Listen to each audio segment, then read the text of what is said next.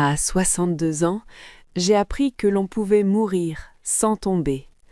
On me voyait debout, en mouvement, utile, et c'est justement ça qui m'enterrait. La cuisine de ma fille, à Lyon, était une vitrine. Tout y brillait, comme dans ces catalogues où les gens ne mangent jamais. Le plan de travail était en pierre claire, sans une rayure. Le frigo avait une porte qui se refermait avec une douceur d'autel.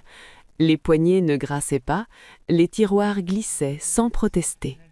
Et pourtant, dès que j'y posais le pied, je sentais une main invisible se poser sur ma nuque. Il était 18h15.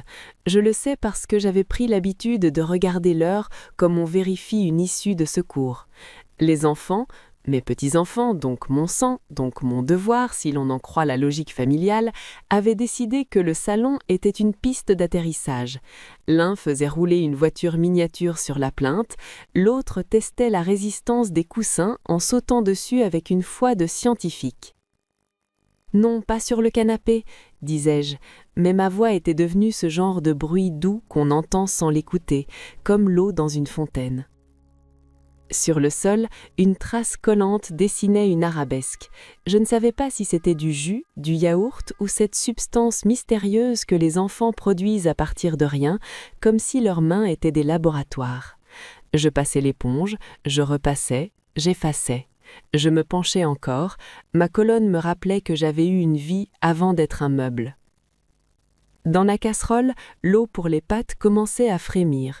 Je gardais un œil sur les bulles comme sur un animal domestique. Si je le quitte trop longtemps, il fera des bêtises. Je coupais des courgettes en rondelles fines, parce que Camille aimait ça al dente, pas en purée, et je me surprenais à obéir à ces nuances comme si elles étaient des lois. J'avais quitté mon appartement en début d'après-midi avec un sac de courses, un petit pull de rechange pour le plus jeune et cette phrase dans la tête « Ce n'est que pour quelques heures ».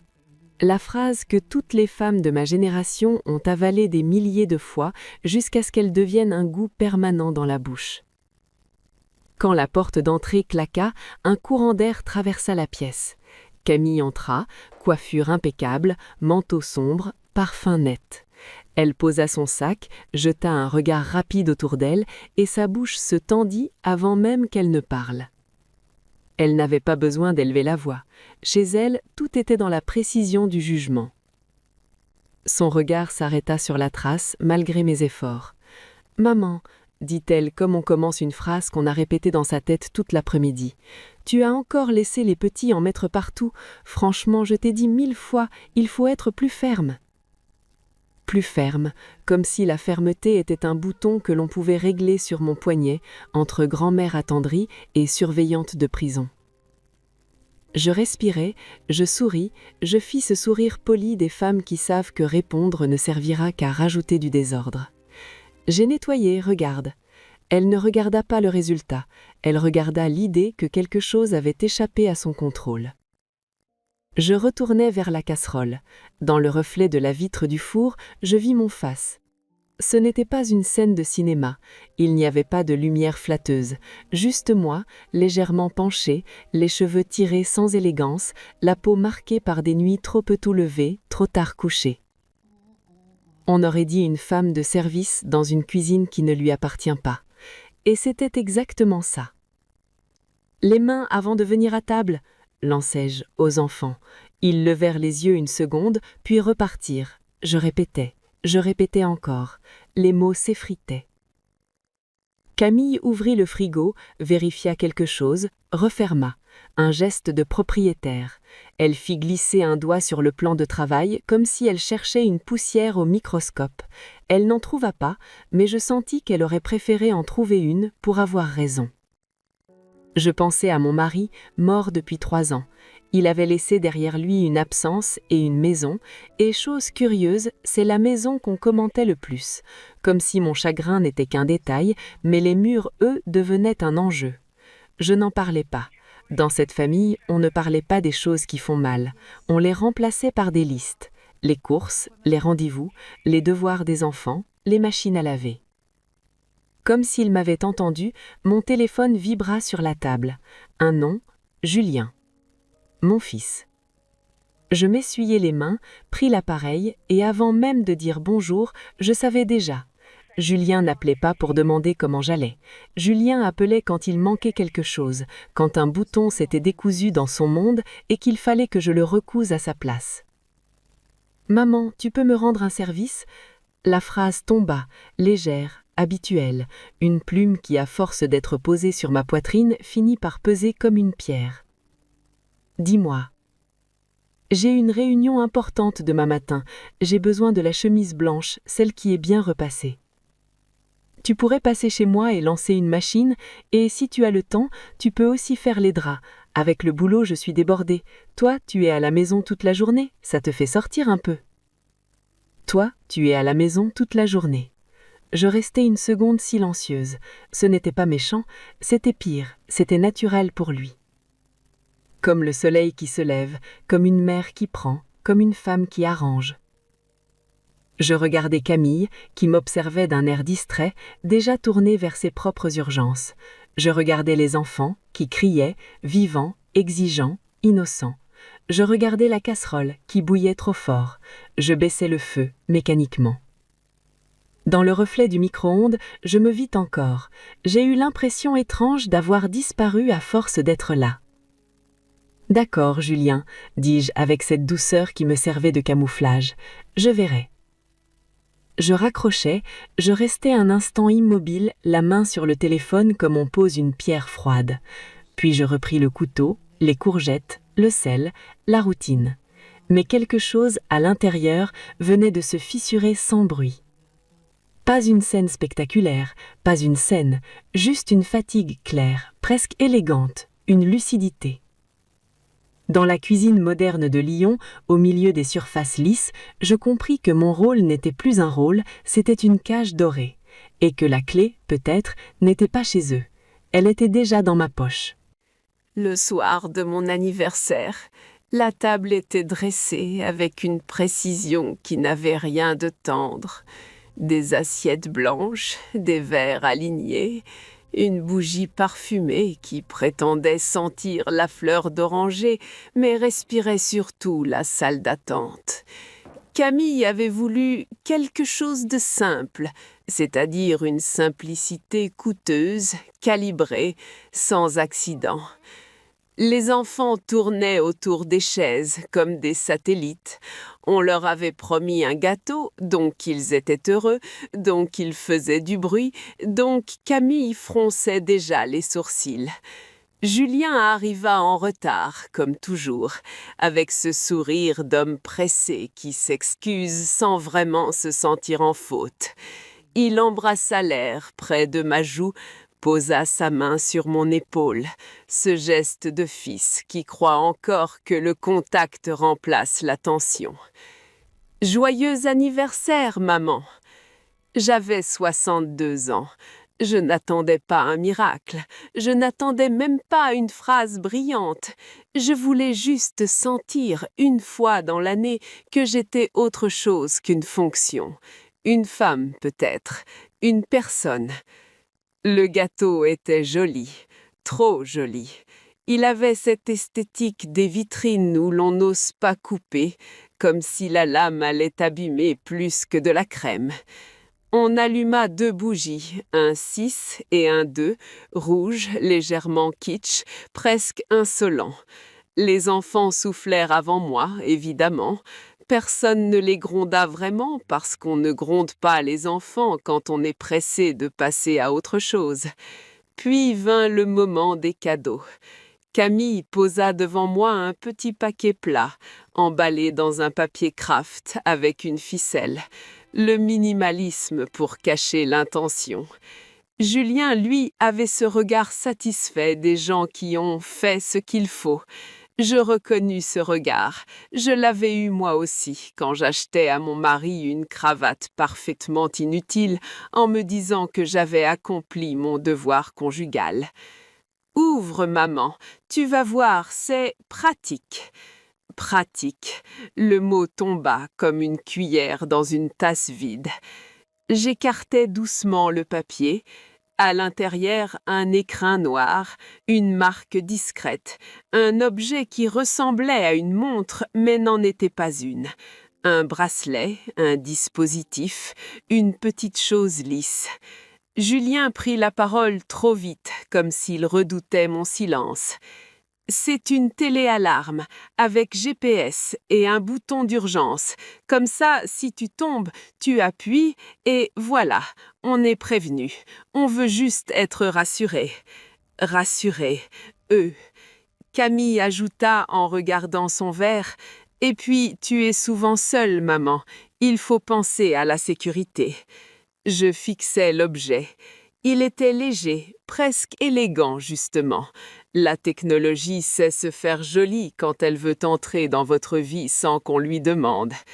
Un instant, je crus entendre mon propre souffle, plus fort que les conversations, comme si mon corps me signalait quelque chose.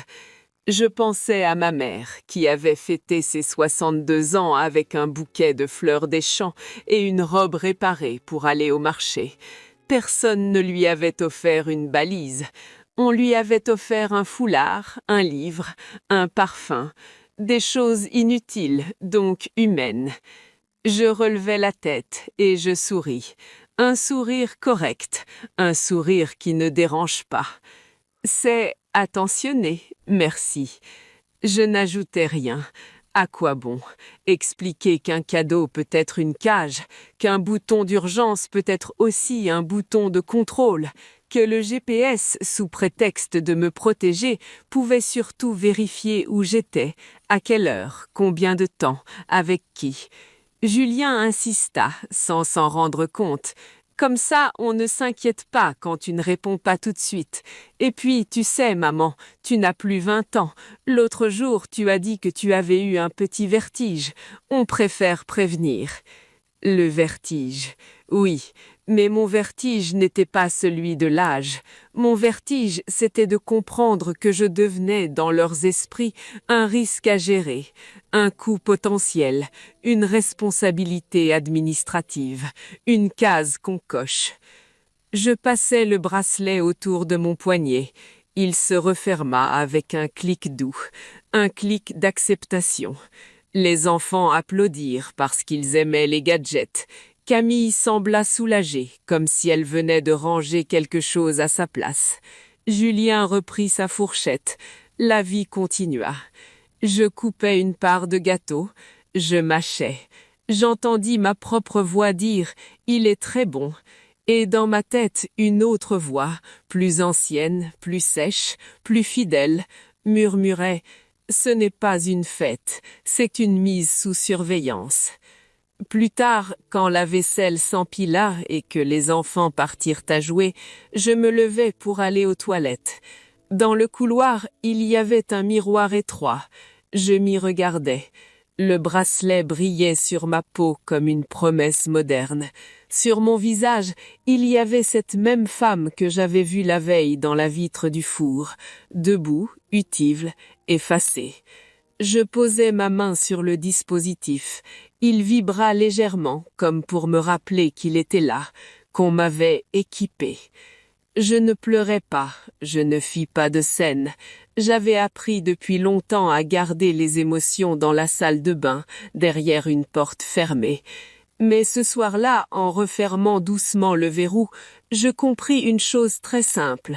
Si je ne reprenais pas la main, ils allaient conduire ma vieillesse à ma place, et moi, je finirais par les remercier pour la route. Le matin où je suis partie, Lyon avait cette lumière pâle qui n'appartient à personne. Les rues semblaient encore hésiter entre la nuit et la journée. J'aime ces heures-là. Elles ne demandent rien, elles n'expliquent rien.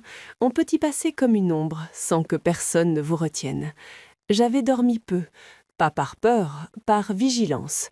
La même vigilance qu'on a avant une décision importante, quand on sait que le retour en arrière ne serait pas une consolation, mais une humiliation.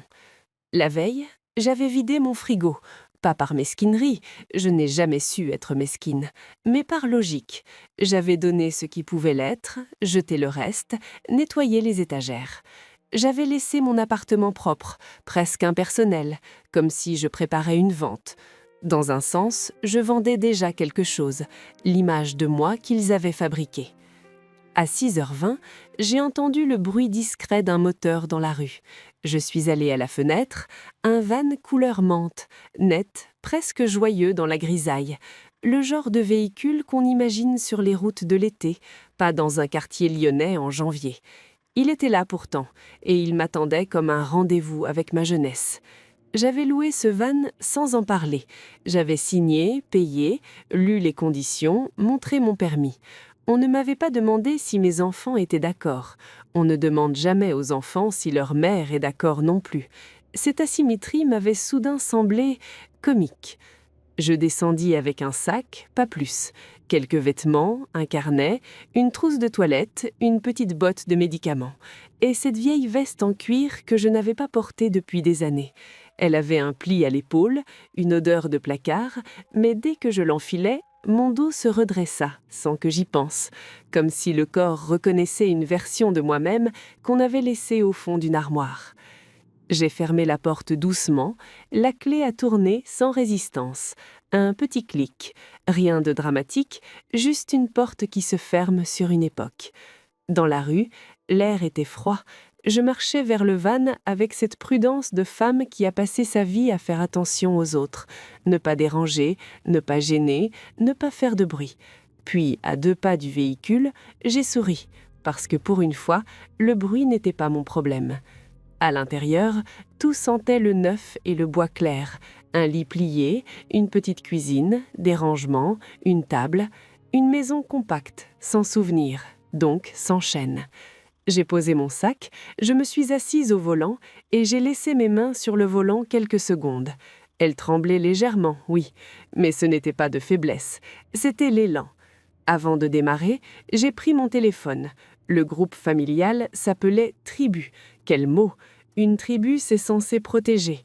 Chez nous, cela surveillait. J'ai écrit lentement, sans colère, sans grands effets. J'ai choisi chaque mot comme on choisit une tenue pour un enterrement. Sobre, impeccable, impossible à critiquer. Maman ne disparaît pas. Maman part retrouver Madeleine. Le frigo est vide. À partir d'aujourd'hui, vous vous organisez. Je n'ai pas ajouté de smiley. Je n'ai pas mis de point d'exclamation. J'ai envoyé. Pendant une seconde, j'ai senti le vide, ce moment exact où l'on vient de lâcher un objet qu'on tenait depuis trop longtemps. Le téléphone a vibré tout de suite, une notification, puis 2, puis 3. J'ai retourné l'écran face contre la table, comme on retourne une photo. Je n'étais pas en fuite, je n'étais pas en crise, je n'étais pas perdue. J'étais juste une femme majeure, saine d'esprit, propriétaire de sa vie, qui décidait de conduire. J'ai démarré. Le van a glissé dans la rue comme un bateau dans un canal. Au premier feu rouge, j'ai vu mon reflet dans le rétroviseur, les cheveux attachés vite, les yeux cernés, la veste en cuir. Et ce regard-là, je le reconnaissais. Il ne demandait pas de permission. Je me suis engagée sur l'autoroute. À la sortie de Lyon, les panneaux indiquaient des directions familières. J'ai choisi celle qui menait loin, sans raconter à personne où j'allais. Dans la boîte à gants, le bracelet GPS était là, oublié volontairement. Je ne l'avais pas oublié, je l'avais pris, non pas comme une laisse, mais comme une preuve. La route s'ouvrait devant moi, longue, blanche, indifférente. Et pour la première fois depuis des années, cette indifférence m'a paru douce. Le matin où je suis partie, Lyon avait cette lumière pâle qui n'appartient à personne. Les rues semblaient encore hésiter entre la nuit et la journée. J'aime ces heures-là, elles ne demandent rien, elles n'expliquent rien. On peut y passer comme une ombre, sans que personne ne vous retienne. J'avais dormi peu, pas par peur, par vigilance. La même vigilance qu'on a avant une décision importante, quand on sait que le retour en arrière ne serait pas une consolation, mais une humiliation. La veille, j'avais vidé mon frigo, pas par mesquinerie, je n'ai jamais su être mesquine, mais par logique. J'avais donné ce qui pouvait l'être, jeté le reste, nettoyé les étagères. J'avais laissé mon appartement propre, presque impersonnel, comme si je préparais une vente. Dans un sens, je vendais déjà quelque chose, l'image de moi qu'ils avaient fabriquée. À 6h20, j'ai entendu le bruit discret d'un moteur dans la rue. Je suis allée à la fenêtre. Un van couleur menthe, net, presque joyeux dans la grisaille, le genre de véhicule qu'on imagine sur les routes de l'été, pas dans un quartier lyonnais en janvier. Il était là, pourtant, et il m'attendait comme un rendez-vous avec ma jeunesse. J'avais loué ce van sans en parler. J'avais signé, payé, lu les conditions, montré mon permis. On ne m'avait pas demandé si mes enfants étaient d'accord. On ne demande jamais aux enfants si leur mère est d'accord non plus. Cette asymétrie m'avait soudain semblé comique. Je descendis avec un sac, pas plus. Quelques vêtements, un carnet, une petite trousse de toilette, une petite boîte de médicaments, et cette vieille veste en cuir que je n'avais pas portée depuis des années. Elle avait un pli à l'épaule, une odeur de placard, mais dès que je l'enfilai, mon dos se redressa sans que j'y pense, comme si le corps reconnaissait une version de moi-même qu'on avait laissée au fond d'une armoire. J'ai fermé la porte doucement. La clé a tourné sans résistance. Un petit clic. Rien de dramatique, juste une porte qui se ferme sur une époque. Dans la rue, l'air était froid. Je marchais vers le van avec cette prudence de femme qui a passé sa vie à faire attention aux autres, ne pas déranger, ne pas gêner, ne pas faire de bruit. Puis, à 2 pas du véhicule, j'ai souri, parce que pour une fois, le bruit n'était pas mon problème. À l'intérieur, tout sentait le neuf et le bois clair.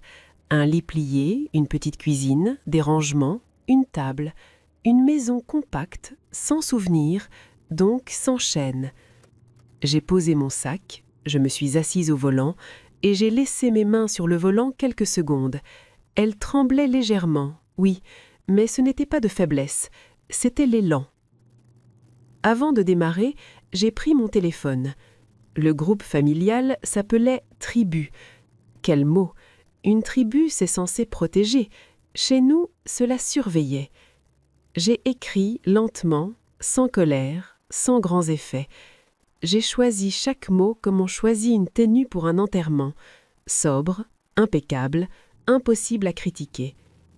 Maman ne disparaît pas. Maman part retrouver Madeleine. Le frigo est vide. À partir d'aujourd'hui, vous vous organisez.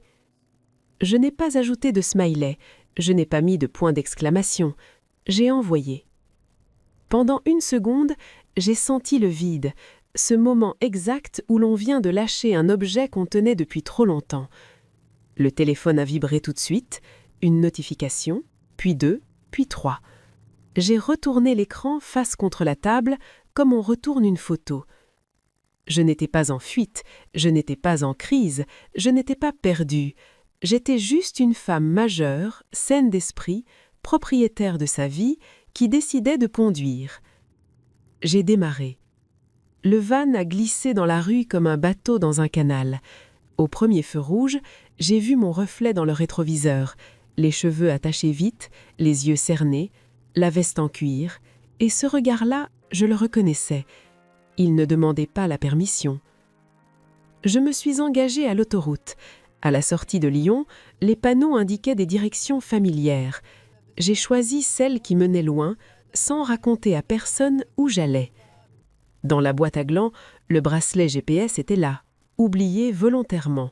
Je ne l'avais pas jeté, je l'avais pris, non pas comme une laisse, mais comme une preuve.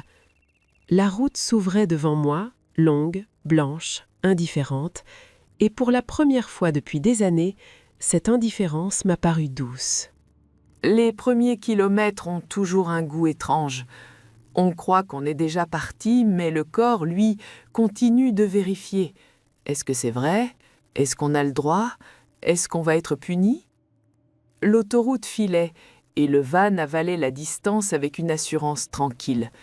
À l'intérieur, tout vibrait légèrement. Un placard, une bouteille d'eau, une cuillère oubliée. Ce petit bruit de vie me rassurait. Dans ma vieille routine, tout était silencieux parce que tout était figé. Ici, même le moindre tremblement disait « tu bouges ». Je quittais la grande voie pour des routes plus étroites en direction du Vercors. Les reliefs se dressaient, sombres, presque bleutés. Les arbres avaient cette dignité des choses qui ne demandent pas qu'on les applaudisse. J'avais l'impression d'entrer dans un territoire qui ne me connaissait pas, donc ne me jugeait pas. À midi, je me suis arrêtée sur un parking discret, avec une vue qui donnait sur une vallée. J'ai ouvert la porte latérale, respiré l'air froid, et j'ai mangé un sandwich debout, comme une adolescente qui sèche les cours. C'était ridicule peut-être, mais cette ridicule liberté m'a fait du bien. Puis, il y a eu les détails, ceux qu'on ne raconte jamais dans les grandes déclarations, les détails qui, en vérité, font la différence entre un rêve et une vie. Le premier soir, j'ai compris ce que signifiait être autonome. Il fallait trouver un endroit autorisé, stable, pas trop isolé, mais assez pour dormir sans entendre des talons dans un couloir. J'avais téléchargé Park Fortnite en cachette et je suivais les recommandations comme une élève appliquée. Une aire tranquille, vue magnifique, attention au vent. J'ai choisi. Quand la nuit est tombée, le froid s'est glissé sous les joints du van avec une patience d'ennemi. J'ai essayé de faire fonctionner le chauffage, j'ai lu une notice, j'ai appuyé sur un bouton. Rien. J'ai recommencé. Rien. J'ai soupiré, et ce soupir-là n'était pas de fatigue, c'était de cette panique sourde qu'on ressent quand on est seul face à une machine et qu'on n'a pas envie d'appeler quelqu'un pour s'entendre dire « Tu vois, tu n'y arrives pas ». Je me suis habillée avec tout ce que j'avais, pull, gilet, veste en cuir, même une écharpe tricotée par ma mère. Je me suis glissée sous la couverture, j'ai écouté la forêt. Les branches craquaient, le vent frottait la carrosserie. Mon cœur battait plus vite que d'habitude. Je me suis dit « Madeleine, c'est maintenant que tu vas regretter ». Le lendemain, au lever du jour, j'ai tenté de vider les eaux usées. Je n'avais jamais pensé dans ma vie à la poésie du mot « eau usée ».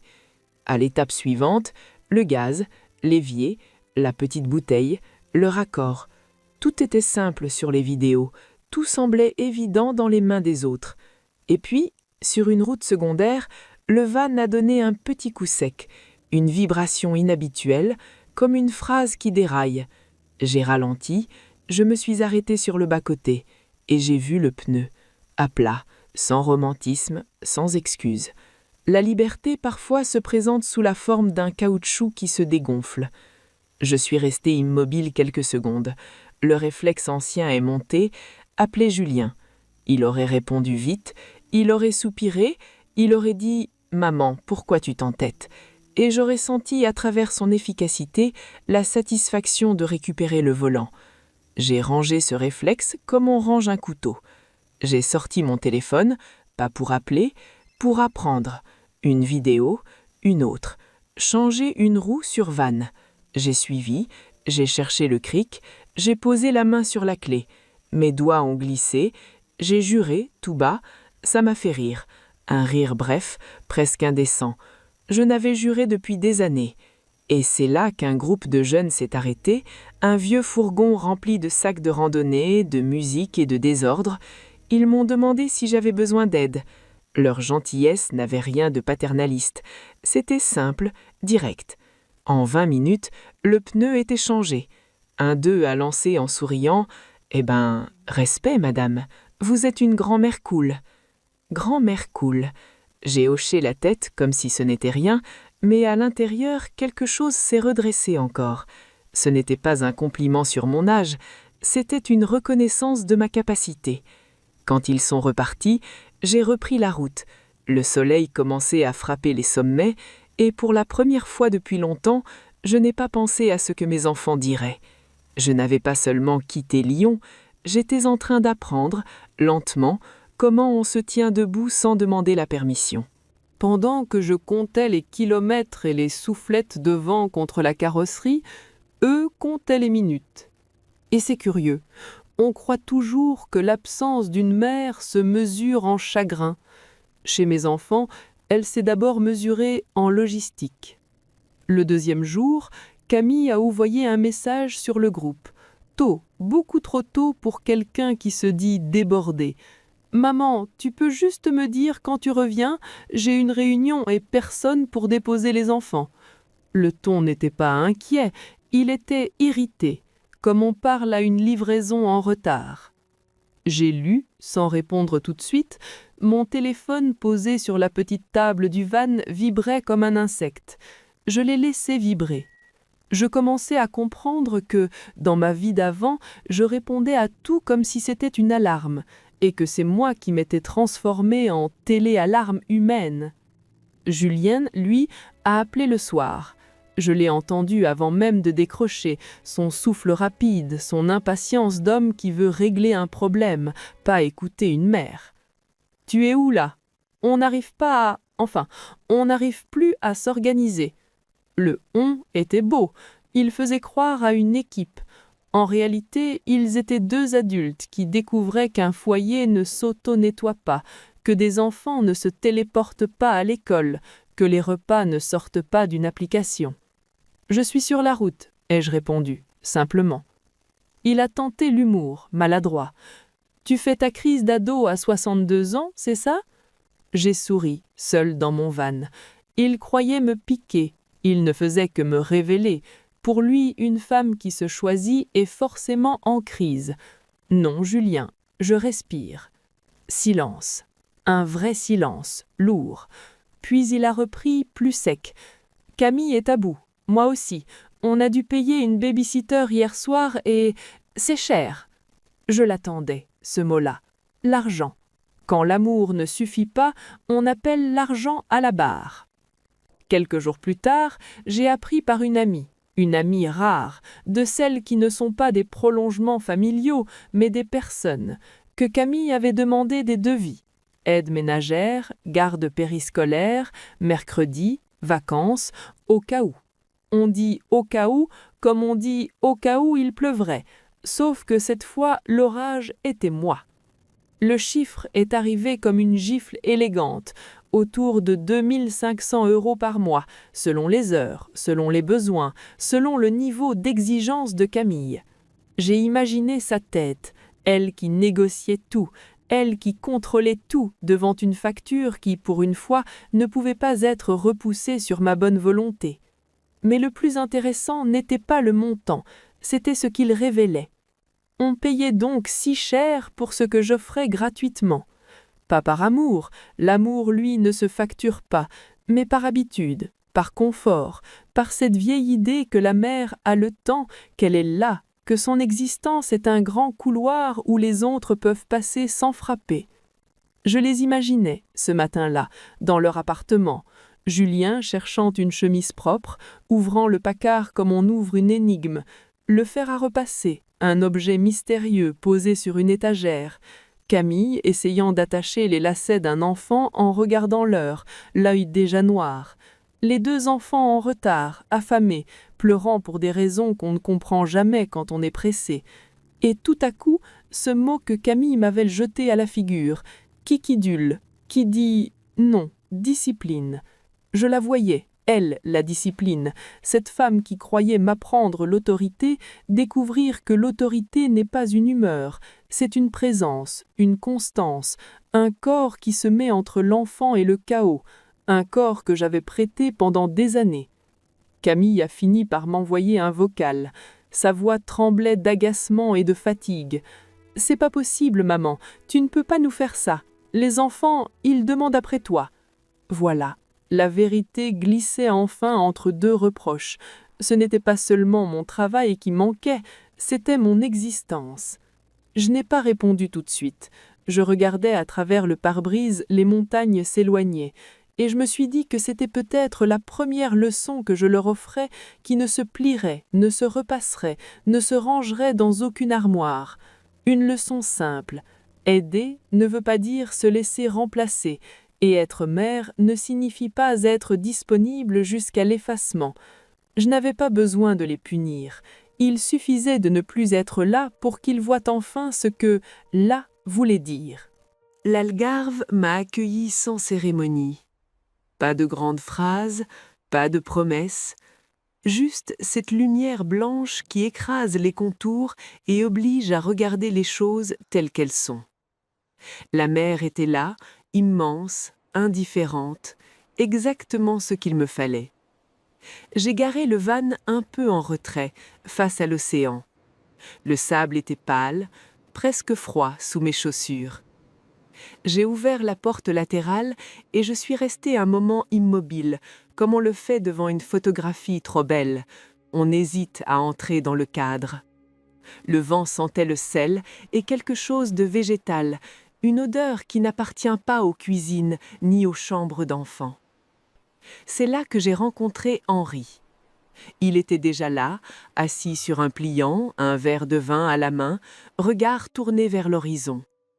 Un homme de mon âge, peut-être un peu plus, le genre d'homme qu'on ne remarque pas tout de suite et qui pourtant occupe l'espace avec une tranquillité assumée. Son van était ancien, cabossé, décoré d'autocollants fanés. Rien de chic, rien de stratégique. Il m'a salué d'un signe de tête.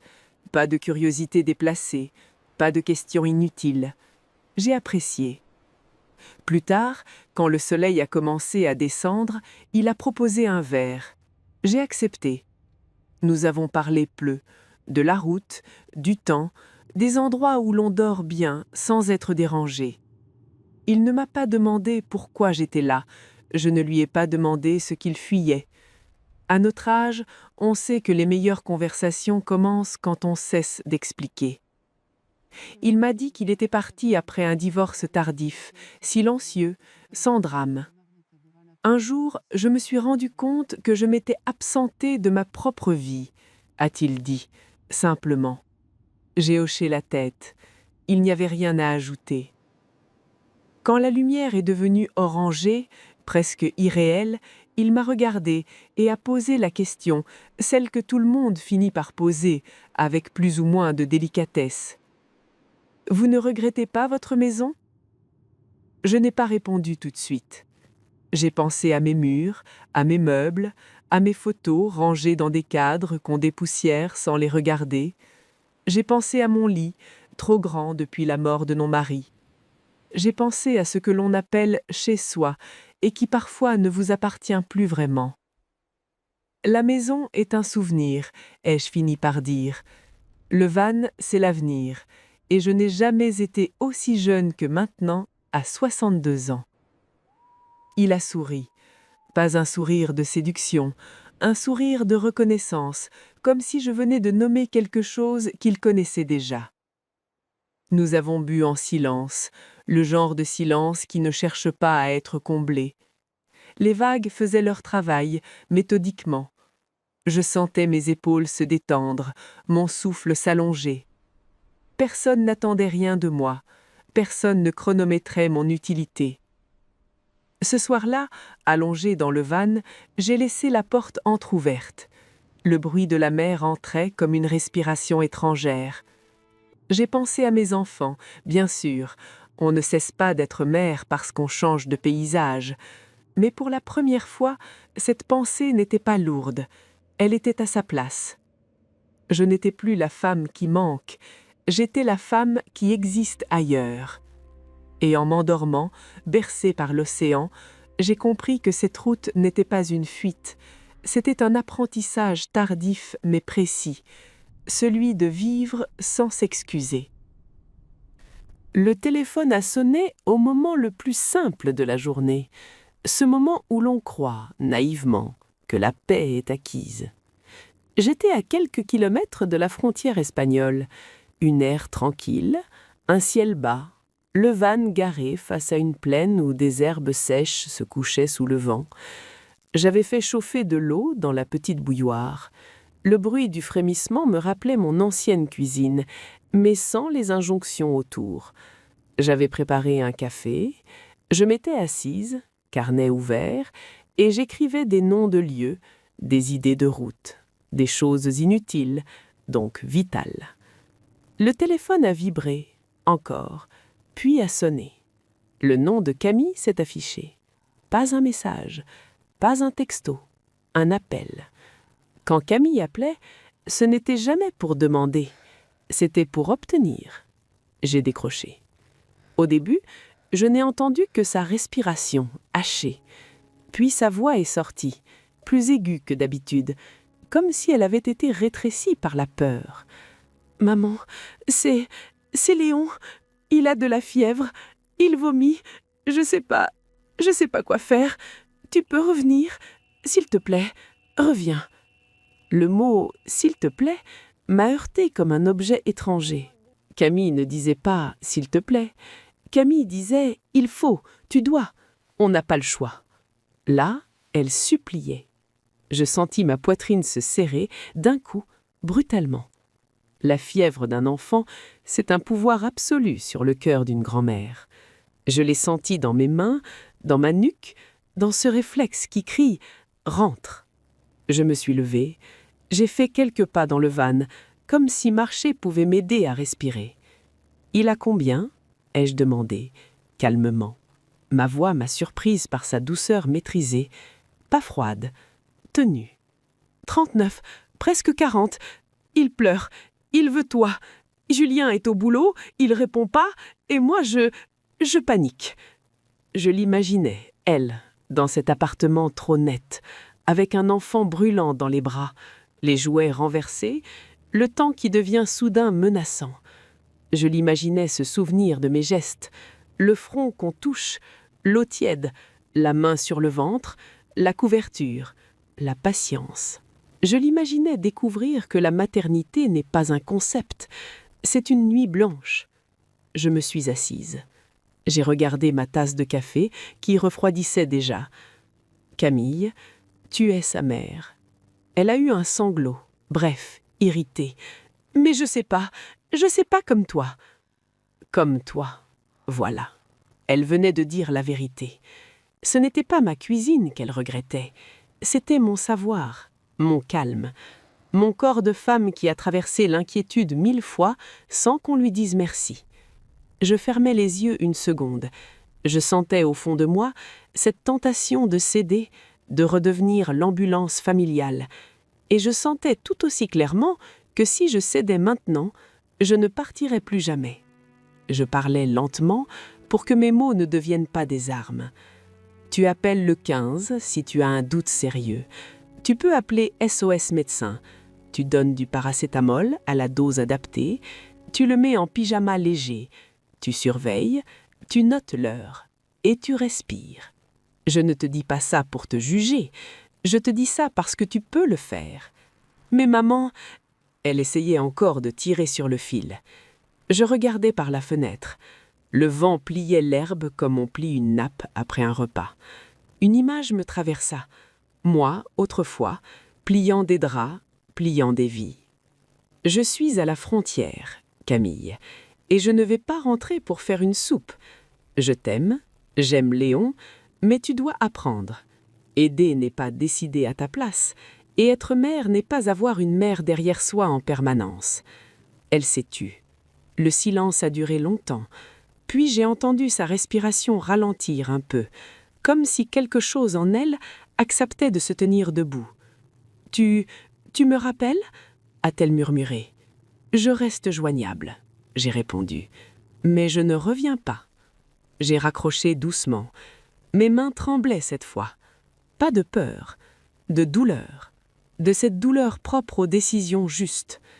Je suis restée longtemps à regarder le café froid, puis je l'ai bu quand même, parce que même la liberté a parfois un goût amer, et qu'il faut apprendre à l'aimer ainsi. 4 mois plus tard, je suis revenue à Lyon comme on revient d'un long rêve, avec, pourtant, la certitude d'être enfin éveillée. La ville avait changé sans changer, les façades étaient les mêmes, les vitrines les mêmes, les gens pressés les mêmes. Mais moi, je ne me glissais plus entre eux comme une excuse. J'avais une peau un peu plus sombre, des mains plus sûres, un regard moins disponible.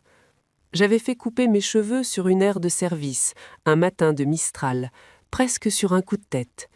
Une coupe courte, pratique, vive. Et ce mot « pratique » que j'avais tant détesté avait pris une autre couleur sur ma bouche. Il pouvait aussi servir la liberté. Je suis arrivée la veille de Noël. Le van roulait lentement dans les rues humides, sous les guirlandes qui clignotaient comme des sourires obligatoires. À l'approche de l'immeuble de Camille, j'ai senti mon ventre se serrer. Pas par peur d'elle, par lucidité. Je savais ce qui m'attendait. La tentation du retour à l'ordre ancien, le poids des habitudes, la douceur toxique du « comme avant ». Je n'ai pas garé le van au loin, je l'ai stationné juste devant, bien visible. Mon petit navire mante au milieu des voitures grises. Et surtout, je n'ai pas monté les escaliers tout de suite. Je suis restée assise quelques secondes au volant, à écouter le moteur qui refroidissait, le tic-tic discret du métal. Ce bruit-là ressemblait à un cœur qui reprend son rythme après une course. J'ai posé ma main sur le volant comme on remercie quelqu'un. Puis, j'ai ouvert la porte. L'air lyonnais m'a sauté au visage, plus épais, plus urbain que celui des côtes, mais avec cette odeur d'hiver que je connais depuis toujours. Fumée légère, marron chaud, humidité sur les pierres. Je portais un sac de toile rempli de petites choses, du sel portugais, une conserve de sardines étonnamment élégante, un bout de fromage acheté en route, des biscuits de Galice, un foulard pour Camille, oui, pour Camille, et une petite boîte en métal pour Julien, parce qu'il perd tout. Rien de grandiose, juste des preuves d'existence. Quand j'ai sonné, les enfants ont ouvert avant même que Camille arrive. Ils m'ont regardé une seconde, comme si mon visage devait se réinscrire dans leur mémoire. « Mamie !» a crié l'un. Et leur corps a fait le reste. Ils se sont jetés sur moi avec cette violence joyeuse des enfants. J'ai senti leurs bras, leur chaleur, et j'ai eu un pincement au cœur. L'amour, le vrai, n'avait jamais été le problème. Le problème, c'était l'usage qu'on faisait de cet amour. Camille est apparue dans l'entrée, elle s'est figée. Son regard a glissé sur mes cheveux, sur ma veste, sur mes joues hâlées. Puis, presque malgré elle, il s'est posé sur le van visible par la porte entr'ouverte. « Tu es venu avec ça ?»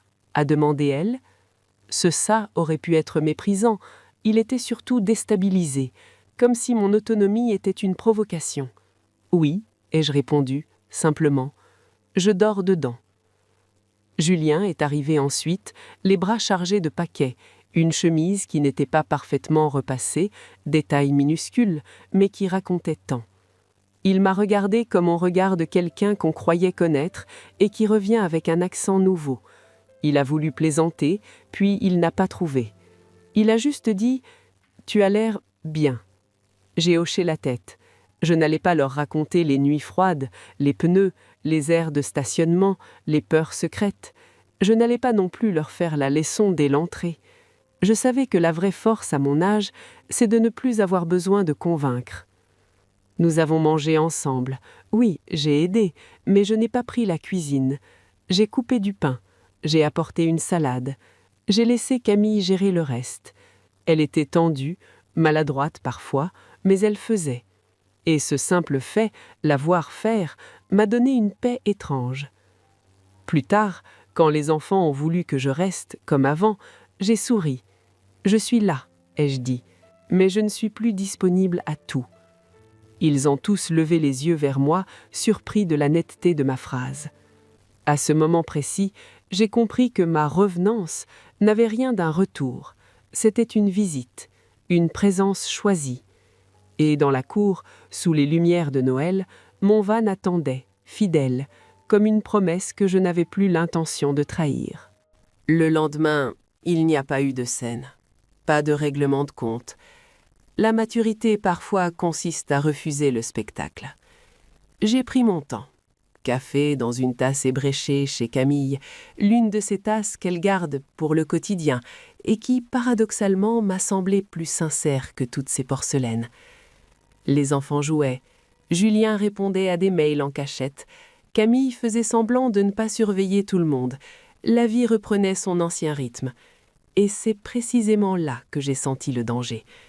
L'ancien rythme a une manière insidieuse de vous reprendre comme une marée. Alors, avant que la journée ne s'épaississe, j'ai posé sur la table une enveloppe et un carnet. Rien de solennel, juste des mots écrits, parce que les mots écrits tiennent mieux que les promesses. J'aimerais qu'on se mette d'accord, ai-je dit, calmement. Camille a levé les yeux, méfiante. Julien a cessé de tapoter son téléphone. Ils ont eu ce même réflexe, celui qu'on a devant un papier administratif. et c'était presque comique parce qu'il s'agissait enfin de ma vie, pas d'un formulaire. Dans l'enveloppe, il y avait une proposition simple, pas un contrat au sens juridique, je ne suis pas là pour faire peur ni pour humilier, mais un accord familial, clair, daté, signé, une trace. Parce que je connais la mémoire des familles, elle oublie vite ce qui arrange. 2 jours par semaine, je garderai les enfants, 2 jours fixes, pas quand vous avez besoin, pas en urgence, pas juste cette fois, 2 jours. Le reste du temps, je le gardais pour moi, mes rendez-vous, mon silence, mes routes, ma fatigue, mes joies, et surtout aucune clé de chez moi ne circulerait. Plus de double, plus de « je passe déposer quelque chose ». On prévient, on demande, on respecte. Julien a voulu sourire, un peu gêné. « C'est carré, maman. C'est respirable », ai-je corrigé. Camille a parcouru la feuille. Je voyais ses lèvres bouger légèrement, comme si elle cherchait le point faible, la faille où elle pourrait glisser une exception. Elle a relevé la tête. Et si il y a un imprévu? Je n'ai pas haussé le ton, je n'ai pas dramatisé. Je lui ai simplement répondu ce que j'aurais dû dire depuis 10 ans. Un imprévu, ce n'est pas une organisation. Tu es leur mère, Julien est leur père. Vous trouverez des solutions, payantes parfois, fatigantes souvent. C'est la vie d'adulte. Julien a regardé ses mains. Il a murmuré « On ne s'est pas rendu compte ». Je savais. On ne se rend jamais compte de ce qui nous sert. On s'en rend compte quand ça s'arrête. C'est pour ça que je n'avais pas envie de les écraser. Je voulais simplement qu'ils comprennent et que cette compréhension se transforme en habitude nouvelle. Camille a signé, lentement, sans commentaire. Un geste sec, mais un geste tout de même. Julien a signé à son tour, plus vite, comme quelqu'un qui a honte d'avoir tardé.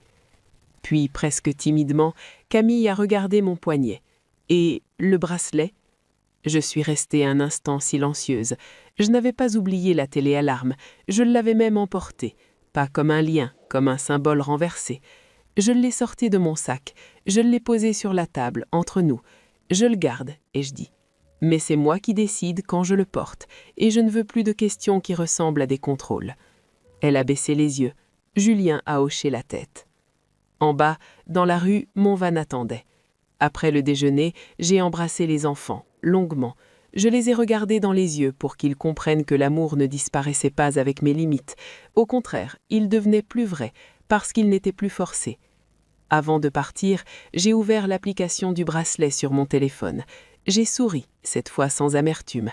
J'ai créé un nouveau repère, une aire de camping au bord d'un lac, quelque part vers l'Italie.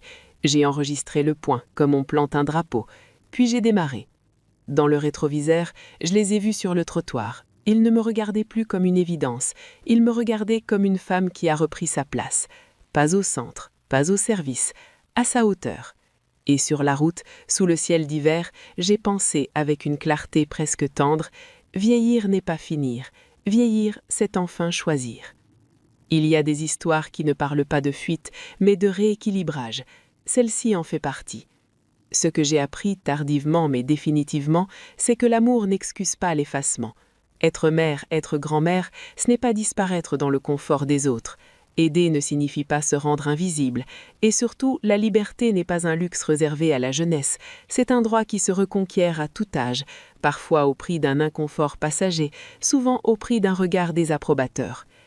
J'ai aussi appris que les familles ne sont pas cruelles par nature, elles sont souvent aveugles par habitude. Tant que quelqu'un tient debout pour tout le monde, personne ne se demande combien cela lui coûte. Ce n'est que lorsque cette personne s'assoit ou s'en va que la vérité apparaît. Mettre des limites n'est pas une punition, c'est une pédagogie silencieuse. Et parfois, la seule façon d'être respecté est de cesser d'être toujours disponible. Et enfin, il y a cette idée qu'on n'ose pas dire aux femmes de plus de 60 ans, il n'est jamais trop tard pour reprendre le volant de sa propre vie. Pas pour tout casser, pas pour régler des comptes, mais pour se replacer à sa juste place, ni au-dessus, ni au-dessous, simplement debout. Et vous, avez-vous déjà eu le sentiment d'être devenu une évidence dans votre propre famille? Avez-vous déjà aidé jusqu'à vous oublier en pensant que l'amour exigeait ce sacrifice? Et surtout, si vous osiez poser une limite aujourd'hui, laquelle serait-elle? Si cette histoire vous a parlé, racontez-nous la vôtre. Une décision tardive, une liberté retrouvée, une limite enfin posée. Vos mots comptent, votre vécu mérite d'être entendu. Et parfois, partager son histoire, c'est déjà reprendre un peu de pouvoir sur sa propre vie.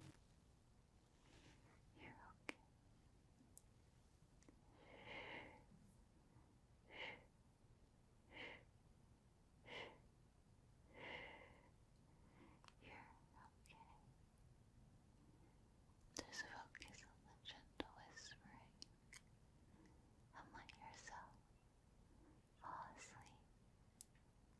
It's okay. It's okay.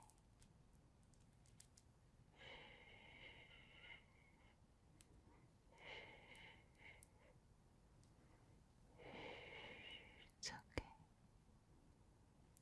You're okay. It's okay. It's okay. I wouldn't lie to you. It's all okay. Just relax, relax, relax, relax.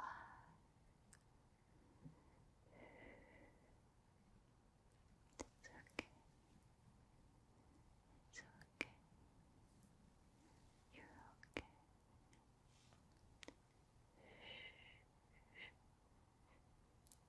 Close your eyes. Just close your eyes. Just close your eyes. Close your eyes. Close your eyes. Okay. I'll be right here. I'll be right here for you. It's okay. I know this video has been a little short and sweet, but the holidays are coming up, and I promised my family I would spend some time with them. So I just wanted to make sure I got a little video out for you guys. Also, I completely messed up my